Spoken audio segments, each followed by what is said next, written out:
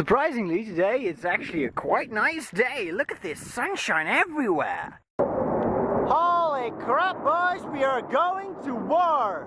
That's what it sounds like. Frick's sake, jet fighters practicing their skills. Noisy friggin' bastards, that's what they are.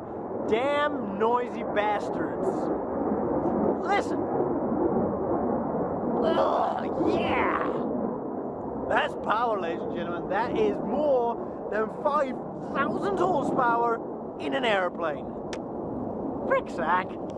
Dear, oh dear, oh dear, this noise has been going on for quite a few hours already. Oh god, it gets me in a cranky mood and I'm getting a headache from it. Because it's loud, it's goddamn loud. But hey, it has to happen apparently, I don't know. Yeah, but now I got a headache because of the jet fighters.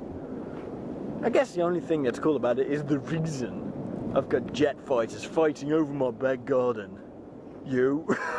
Well, my headache got worse and worse and worse, and it's absolutely ripping my day in shreds. It's, yeah. So, you know, I tried to do some work for school. Couldn't focus. I tried to relax and watch some QI episodes. It's a show, a British show.